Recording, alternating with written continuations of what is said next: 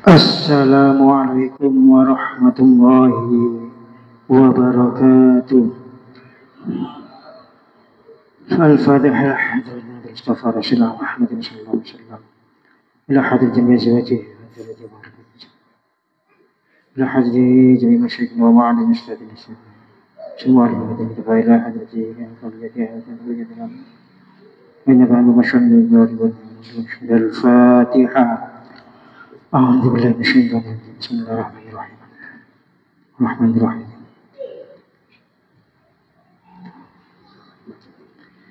بسم الله الرحمن الرحيم الحمد لله رب العالمين والصلاة والسلام على أشرف الأنبياء والمرسلين Sayyidina Muhammadin wa ala alihi wa sahbihi wa sallim. Allahumma salli ala Sayyidina Muhammad wa ala ali Sayyidina Muhammad. Qalu subhanaka la ilma lana illa ma 'allamtana innaka antal alimul hakim. Rabbi shrah li sadri wa yassir li amri wahlul 'uqdatam min lisani yafqahu qawli ma ba'du. Hadratal muhtaramin, para alim, para ulama, para kiai, asatid, para sepuh ingkang kaula hormati, Takmir Masjid Baitur Rahim Gunung Anyar Tengah ingkang kaula hormati, saha bapak ibu sederek sedaya jamaah rahimakumullah. Moga sami-sami kita memanjatkan puji syukur kita dumateng Allah. Ing pundi kita sedaya ing wekdal punika tasih dipun paringi dening Allah, dipun paringi pinten-pinten kenikmatan, kerahmatan, taufik serta hidayahipun, sehingga kita saged nglampahi salat berjamaah wonten Masjid Baitur Rahim punika. Lan dipun lajengaken kalian kajian fikih saking LDNU MWCNU Kecamatan Gunung Anyar. Mugi-mugi amal ibadah kita sedaya dipun trami dening Allah Subhanahu wa taala. Amin Allahumma amin. Salawat serta salam tetap tercurahkan dumateng junjungan kita Nabi Agung Nabi besar Muhammad sallallahu alaihi wasallam, kanthi ucapan Allahumma sholli ala sayyidina Muhammad wa ala ali sayyidina Muhammad. Berkat bimbingan beliau, serta uliatan beliau, kita sedaya saged nimrapi pundi ingkang hak lan pundi ingkang batil arupi syariat agama Islam. Lan mugi-mugi kita sedaya minjang wonten dinten kiamat pikantuk syafaatipun. Amin Allahumma amin.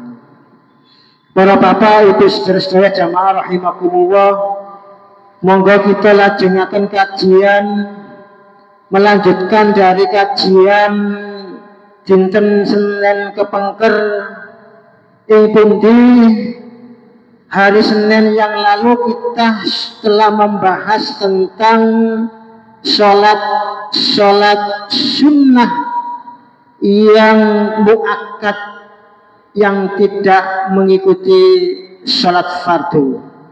Sudah kita bahas semua. Lanjutnya bismillahirrahmanirrahim. Faslun wa syara'itu sholati qabla dukhuli fiha khamsatu asya'a wa syurutu jam'u syartin wa lughatan al-alamah wa syar'an ma tatawaqqafu sihhatus sholati alaihi wa laysa juz'an minna wa khuruj bihadzal qayyidi ar-ruknu fatahu. juz'un minas sholati. Asyrutu al-awwal at-taharatu al-tahuratu al-a'dha'i minal hadasi al-asghari wal akbar inda qudrati amma faqidut tahuraini fa salatu sahihatun ma'a wujubil i'adati alaihi. Para bapak ibu saudara-saudara jamaah rahimakumullah, saat menikah kita bahas tentang syarat-syarat sahnya sholat, yang mana syarat-syarat sahnya sholat ini harus kita penuhi ketika kita melaksanakan suatu ibadah, ketika kita melaksanakan suatu ibadah sholat ataupun ibadah yang lainnya. Dan ibadah yang kita lakukan tersebut tidak memenuhi syarat dan rukun ibadah tersebut, maka ibadah tersebut dianggap tidak sah. Oleh karena itu perlu kita untuk mengetahui tentang apa saja yang menjadi syarat sahnya sholat. Syarat sahnya sholat tenggene kitab Fathul Qorib punika enten gangsal, yang mana 5 syarat tersebut harus kita penuhi baik sebelum kita melaksanakan sholat hingga kita melaksanakan sholat itu sendiri harus tetap kita penuhi. Dan syarat-syarat tersebut harus kita penuhi. Yang pertama yaitu suci anggota tubuh kita dari hadas. Badan kita, tubuh kita suci dari hadas, baik hadas kecil ataupun hadas besar. Yang mana ketika kita masih mempunyai hadas kecil, kita tidak mempunyai hadas besar, akan tetapi masih mempunyai hadas kecil, maka untuk mensucikan diri kita dari hadas kecil, maka wudu. Untuk mensucikan dari hadas kecil yaitu dengan cara wudu. Dan ketika kita masih mempunyai hadas besar, maka untuk mensucikan diri kita dari hadas besar adalah dengan mandi besar, mandi wajib atau mandi junub. Itu yang pertama, yaitu suci dari hadas kecil ataupun hadas besar. Pramila nalikane kita hendak melaksanakan sholat, maka mbok menawi kita sampun batal, maka untuk melaksanakan sholat yang akan kita laksanakan, kita harus wudu rumiyin. Ini adalah hal-hal yang pertama yang menjadi syarat sholat, yaitu suci dari hadas kecil dan hadas besar. Adapun bagi seorang yang faqidut tahurain itu tidak bisa melaksanakan bersuci dari hadas kecil atau hadas besar. Untuk wudhu atau untuk mandi besar ini tidak bisa mendapatkan air untuk wudhu atau mandi besar, dan juga tidak bisa mendapatkan debu untuk tayamum. Nah, bagi orang yang faqidut tahurain ini masih wajib melaksanakan sholat. Akan tetapi sholat yang dilaksanakan dalam keadaan faqidut tahurain, tidak wudu, tidak tayamum, ini wajib i'adah, wajib mbaleni malih. Kula paringi contoh, nggih, kula paringi contoh. Misal kita melaksanakan penerbangan, nggih. Numpak pesawat, numpak motor muluk, nggih. Dugi Juanda, niku jam 7 bengi. Tujuan luar negeri. Sehingga membutuhkan beberapa jam. Yang mana perjalanan dari Indonesia ke luar negeri ini membutuhkan waktu yang sangat lama. Sehingga diprediksi atau sampai di tujuan itu jam 8 pagi. Budal saking Indonesia niku malam hari, misalkan jam 7 malam mawon nggih. Jam 1 malam pergi ke luar negeri naik pesawat, nanti di tempat tujuannya ini sampai jam 8 pagi. Berarti di dalam perjalanan tersebut enten waktu sholat apa? Sholat apa? Sholat subuh nggih. Misalkan ngene dhuwure pesawat. Kemudian dia dalam keadaan hadas. Mau melaksanakan sholat, mau wudu, tidak ada air misalnya. Atau dalam keadaan mandi, dalam keadaan junub. Karena dalam perjalanan tidur sehingga dia mengalami mimpi basah. Oleh karena itu dia harus mandi junub untuk mensucikan dari hadas besar. Karena dia tidak bisa bersuci dengan air, mencari debu untuk tayamum juga tidak ada. Tenggene dhuwure pesawat itu kinten-kinten enten debu napa mboten? Enten napa mboten? Mboten enten nggih. Niku terus setiap pesawat itu selalu dibersihkan. Kinten-kinten mboten enten debu, mboten enten debu. Niku nek terus guyonane arek-arek, ono iku nih pokoke pramugari iku kan gawen tayamum jarene. Guyonane arek-arek. Mboten enten.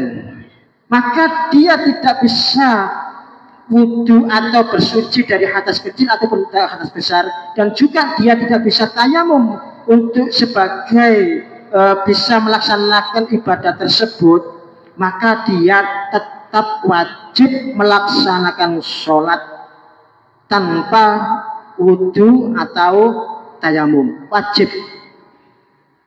Dan akan tetapi ketika dia sudah sampai di tempat tujuan dan dia bisa melaksanakan sholat tersebut, maka dia wajib untuk baleni, mengulang lagi sholat yang dilaksanakan dalam keadaan faqidut tahura ini tadi. Ini menunjukkan sangat pentingnya sholat, ya. Sangat pentingnya sholat. Walaupun dalam keadaan seperti itu tetap wajib sholat, tetap wajib ngelampahi sholat. Contoh malih, ya. Contoh malih enten tiang dihukum. Dihukum yang mana hukumannya adalah dia disalib, misal mawon contoh, disalib, nggone dukur kayu, pak undi kayu disalib, terus pun di mana wis kasih wudu, sing boten saged tayamum, karena keranten dihukum salib niku wau. Akan tetapi selama dia masih mukallaf, maka ketika waktu sholat manjing, waktu sholat masuk, dia tetap wajib sholat, dilaksanakan sebisa mungkin seadanya. Akan tetapi ketika misal hukumannya sudah selesai, maka dia wajib untuk i'adah, melaksanakan sholat ulang yang dilaksanakan dalam keadaan faqidut tahura ini tadi. Niki menunjukkan saking pentingnya sholat, bahkan saking pentingnya sholat, besok wonten dinten kiamat amal ibadah yang pertama kali dihisab inggih menika amal sholat. Nalikane kita boten mampu melaksanakan haji, nggih boten wajib haji. Nalikane kita boten mampu untuk membayar zakat, nggih boten wajib membayar zakat. Nalikane kita dalam keadaan sakit atau bepergian jauh, maka kita tidak wajib untuk melaksanakan puasa. Akan tetapi kalau seseorang tersebut selama dia masih mukallaf, maka dia wajib sholat. Semantan ugi saumpami enten tiang sakit wis diimpusi kata, bahkan peralatan medis sudah ditancapkan kemana-mana. Selama dia masih mukallaf, ketika dia datang masuk waktu sholat, dia wajib sholat. Sholat sakit-sakit, sholat sakit-sakit. Pramila nalikane kita niku nenggani menunggui saudara kita yang sedang sakit, apabila sudah masuk waktunya sholat, untuk diberitahu ini sudah masuk waktunya sholat, supaya dia melaksanakan sholat. Kalau dia bisa melaksanakan dengan sempurna, maka wajib dilaksanakan dengan sempurnanya. Akan tetapi apabila dia tidak mampu untuk melaksanakan sholat, bisa akan tetapi dengan duduk, maka dia sholatnya dengan duduk. Apabila dia sholatnya hanya bisa untuk tidur miring, maka dia melaksanakan dengan tidur miring, dan seterusnya dan seterusnya. Intinya adalah kita tidak boleh untuk meninggalkan sholat. Niku yang pertama adalah badan kita suci dari hadas kecil dan hadas besar. Kemudian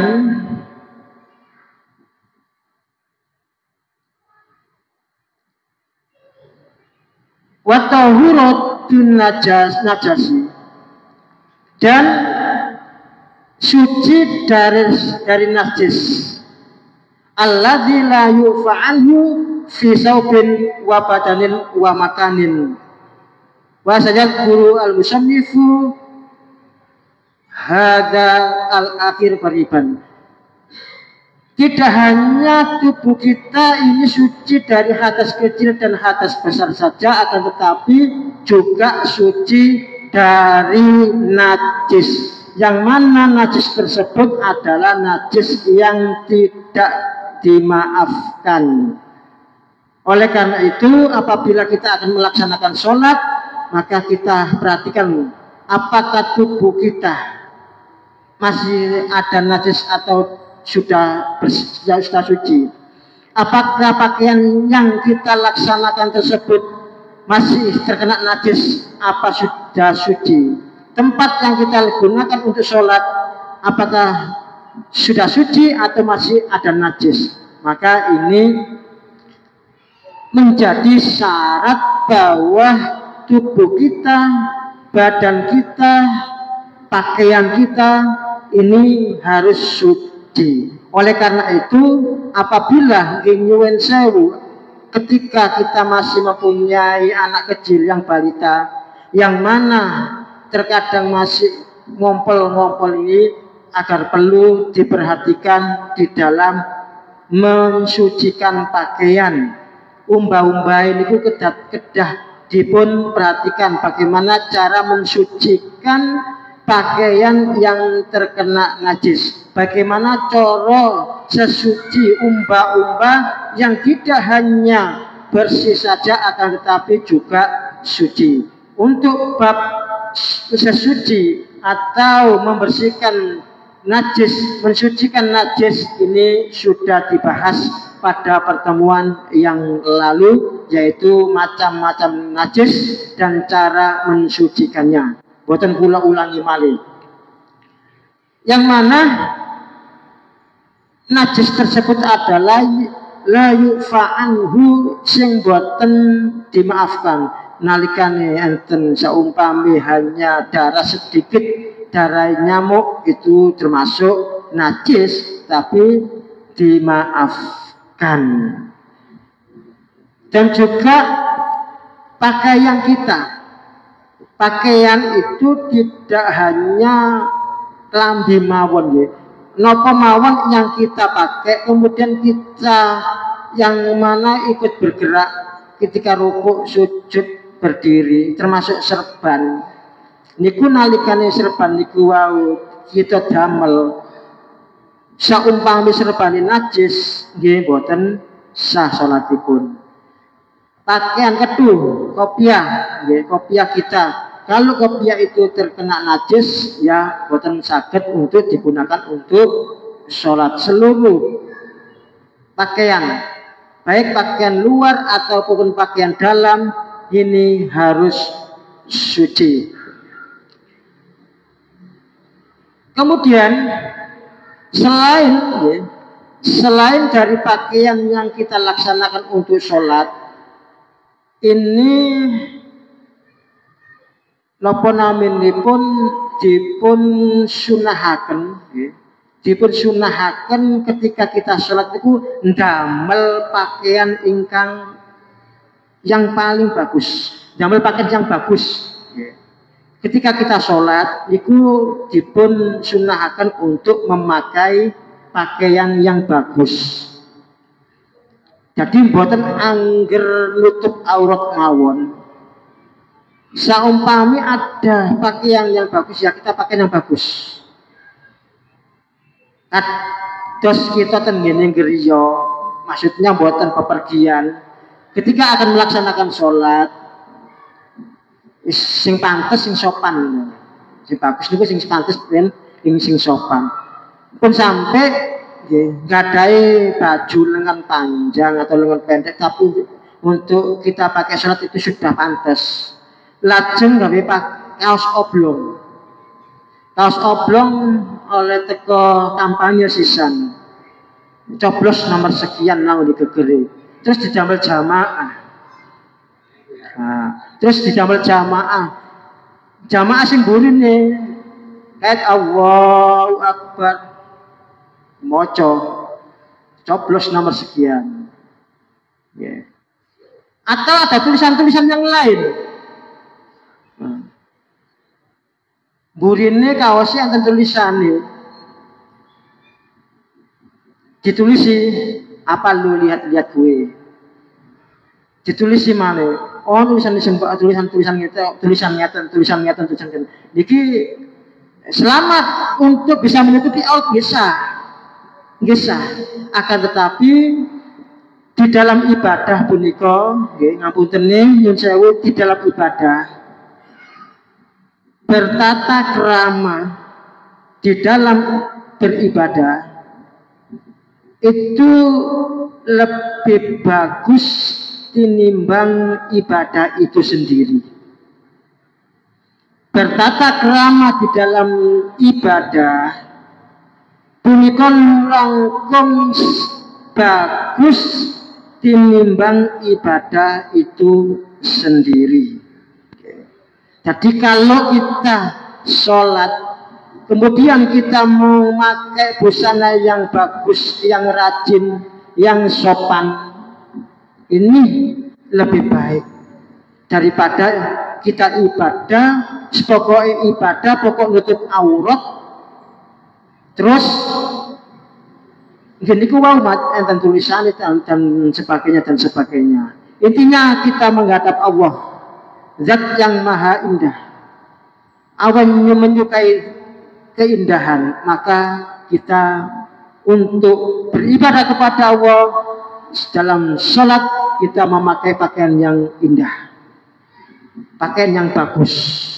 Pun sampai tenggriane enten pilihan maksudnya pun enten pilihan tapi milih sing kaos oblong, enten kelambi, enten baju kok milih kaos oblong damel sholat. Nek menurut hukum Islam bisa, akan tetapi alangkah baiknya memakai yang pakaian yang bagus.